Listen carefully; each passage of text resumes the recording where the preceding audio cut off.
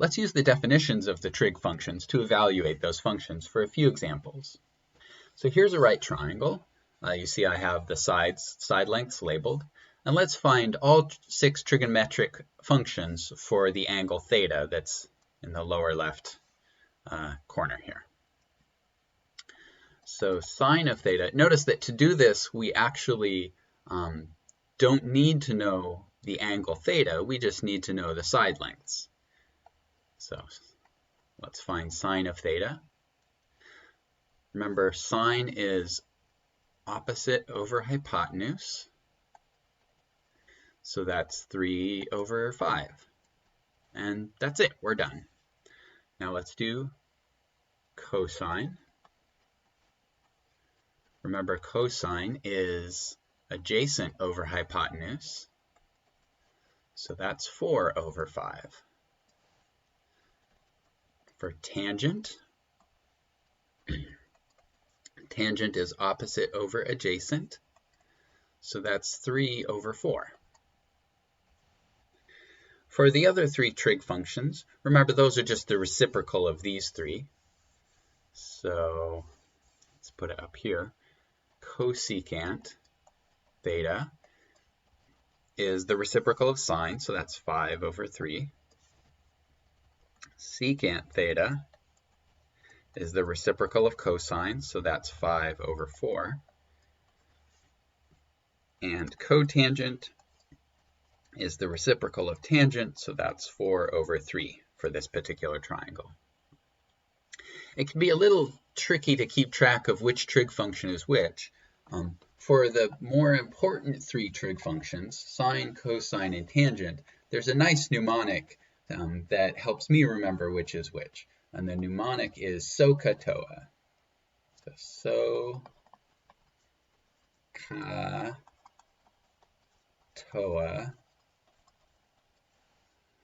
And this mnemonic lets you keep track of which is which because it reminds you that sine is opposite over hypotenuse, cosine is adjacent over hypotenuse, and tangent is opposite over adjacent. All right. Of course, in all of the situations where we really want to use trig functions, it'll turn out that we know the angle and want to use it to find some sides. So we need to figure out how exactly do you evaluate a trig function if you actually put an angle into it. For example, let's find cosine of pi over 7. Well, I guess one way to do this would be to very carefully draw a right triangle that has an angle of size pi over 7 radians in here, and then measure the sides of the triangle, and find cosine by doing adjacent over hypotenuse. But you can see that would be really hard to do with any accuracy. I wouldn't have any trust in the answer that we got from this. Fortunately, your calculator can evaluate the trig functions. How exactly it does that, we're going to leave a bit of a mystery for now. It turns out it uses some pretty sophisticated mathematics to evaluate the trig functions. So the short answer for how to evaluate this trig function is just punch it into a calculator. So I've got a scientific calculator app on my phone here. So the first thing I'm going to do is, since this angle right here, it doesn't have a unit written on it, and that means it has to be in radians, because remember, radian angle is really, the unit radian is really the lack of a unit. So when there's no units, it must be in radians. So I need to make sure that my calculator knows that I want to be using radians. How you put your calculator in radian mode really depends on your calculator. So I can't tell you how to do that, but if you Google a manual for your calculator, you can figure it out. So let me put this into radian mode, and then I'm just going to type in cosine of pi over 7. and I get approximately 0.9009688679002. Okay, so a bit of a mess, but it turns out evaluating the trig functions almost always gives you really messy numbers. Now, just to check that it really does matter what unit you're in, I'm going to switch this to degree mode and do the whole thing again. So this time I'm calculating cosine of pi over 7 degrees. So cosine pi divided by 7. And this time I get 0.99969322061. So you can see that what you get from these trig functions really does depend on the unit that you're using for your angles. So always be sure to check the angle mode that you're in when you use the trig functions on a calculator. Okay. Finally, let's look at one more example of how we can use these trig functions. So here we have a right triangle, and this upper angle is 65 degrees, and this upper right-hand side has length 2. And let's find the unknown sides in this right triangle. So it looks like the unknown sides would be the side opposite the angle, and the side that is opposite the right angle, so that's the hypotenuse. So I guess what we need to do is find O and H, so the opposite and the hypotenuse. Okay, and we know the adjacent side, because that's 2.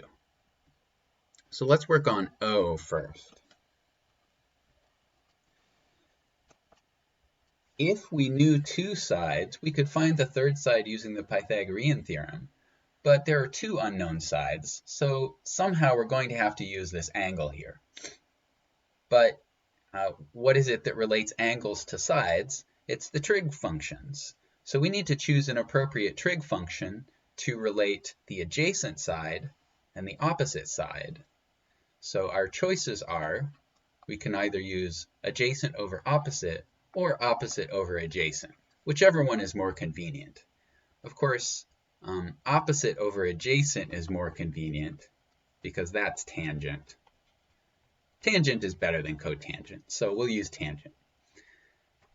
So tangent of 65 degrees in this triangle is opposite over adjacent.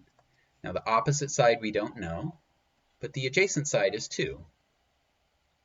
And now we have an equation with only one variable in it, the opposite side, O. So we can multiply both sides by 2.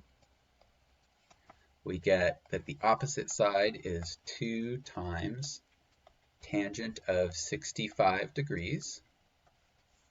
And then we can just punch this into a calculator and see what we get. So let's see, first of all, make sure you're in degree mode. 2 times tangent 65 degrees is 4.289. So that's the opposite side. Now let's find the hypotenuse. So to find the hypotenuse, we need some trig function that relates the adjacent side and the hypotenuse. So we could use either adjacent over hypotenuse or hypotenuse over adjacent, but adjacent over hypotenuse is better because that one's cosine. Hypotenuse over adjacent is secant, which we could use that one, but our calculator has a cosine button, so let's use cosine. All right, so cosine of 65 degrees is adjacent over hypotenuse. So that's 2 over h. And again, we have an equation with only one unknown, the length of the hypotenuse, and we can solve this equation.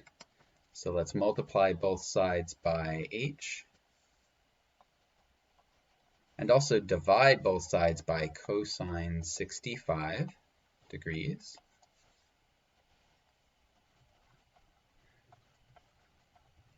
Almost out of space here. Okay, on the left-hand side, the cosines simplify away. And on the right-hand side, the hypotenuses simplify away. And we get the hypotenuse is 2 divided by cosine of 65 degrees. And we can punch this into a calculator. Make sure you're in degree mode. So 2 divided by cosine 65 degrees. And I get 4.732.